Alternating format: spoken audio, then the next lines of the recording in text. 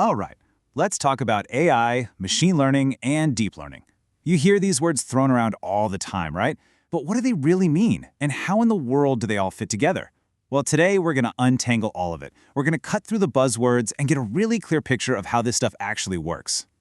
I mean, just think about it for a second. How does your phone know it's you and unlock with just a glance? Or, even crazier, how can a car see the road, understand traffic, and just drive? This isn't science fiction anymore, and it's all powered by the very concepts we're about to break down. Okay, so let's start at the very top, the big one, the granddaddy of them all, artificial intelligence. This is the huge overarching idea that has captured our imaginations for decades. At its heart, AI is really just this broad goal of trying to make computers that can mimic human smarts. Building a program that can sense what's going on around it, reason or think about that information, and then act on it. It's the ultimate quest. Can we build a machine that thinks? And you don't have to look far to see this in action. Every time you ask Siri or Alexa a question, that's AI. Those self-driving cars we mentioned, AI is the brain. But it goes way beyond that. Google's AlphaGo program beat the best human Go player on the planet. And IBM's Watson can do everything from composing music to helping you figure out what to cook for dinner. It's everywhere.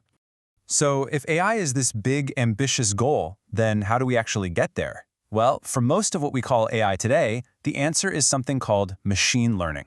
You can think of machine learning as the powerful engine that's actually driving the whole thing forward. And this, right here, is where things get really, really cool. Machine learning is a type of AI where instead of a programmer writing thousands of lines of rules for every single possibility, we don't. We just give the computer the ability to learn for itself. We feed it tons and tons of data, and it starts to figure out the patterns on its own. It learns from experience, basically, just like we do. Look at this comparison, because it's a total game changer. With old-school programming, you give the computer data and a strict program of rules, and it spits out an answer.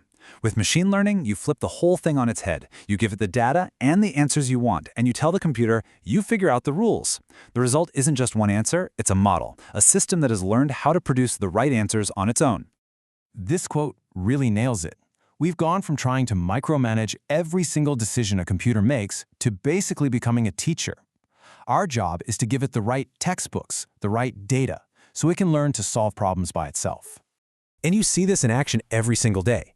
When Amazon says, hey, you might like this, that's a machine learning model that learned from your shopping habits. Your spam filter, it wasn't programmed with a list of bad words. It learned what spam looks like by analyzing millions of emails. And yeah, when Facebook instantly knows who's in your photos, that's ML too. It learned to recognize faces from all the photos people have tagged before. Okay, so if machine learning is the engine, then deep learning is like a state-of-the-art, supercharged, brain-inspired version of that engine. It's an incredibly powerful technique, and it's behind so many of the jaw-dropping AI breakthroughs we've seen lately. So, what makes it deep? Well, the whole idea is that deep learning is inspired by the structure of our own brains. It uses something called artificial neural networks, which are basically layers and layers of little interconnected nodes that process information. And the deep part just means there are a lot of these layers, which lets the system learn things in a much more complex and sophisticated way. And because of that layered, brain-like structure, deep learning is ridiculously good at finding really subtle and complex patterns in huge piles of messy data, things like images, sound, and text. It can look at a photo, for example, and the first layer might see basic edges, the next might see shapes, the next might recognize an eye or a nose, until finally it recognizes a specific person's face. Okay. We've hit the three big concepts. Let's zoom back out and put this all together so it makes perfect sense. Let's look at the family tree of artificial intelligence. So here it is, the whole picture. Artificial intelligence is the entire universe, the big goal. Inside that universe, you have machine learning, which is the main way we're trying to achieve AI today. And then, as a specialized part of machine learning, you have deep learning. The best way to think about it? It's like those Russian nesting dolls. Deep learning fits inside machine learning, which fits inside AI. So here's the key rule to remember. All deep learning is a type of machine learning, and all machine learning is a type of AI. But, and this is important, it doesn't work the other way around. You can have AI that isn't machine learning, like an old chess program that was just programmed with millions of rules by a human. The big revolution we're living through is this shift away from writing the rules and towards letting the machine learn them. So we've got the definitions down, But why does any of this actually matter to you? Well, because understanding this isn't just some tech trivia.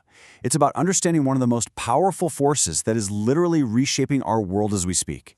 I mean, think about it. These technologies are everywhere. In healthcare, they're spotting diseases in scans that human eyes might miss. In finance, they're catching fraud the instant it happens. The shows Netflix recommends to you, the ads you see online, the safety systems in modern cars, it's all powered by this AI, ML, and DL family tree. So really, it doesn't matter if you're a doctor, an artist, or a mechanic.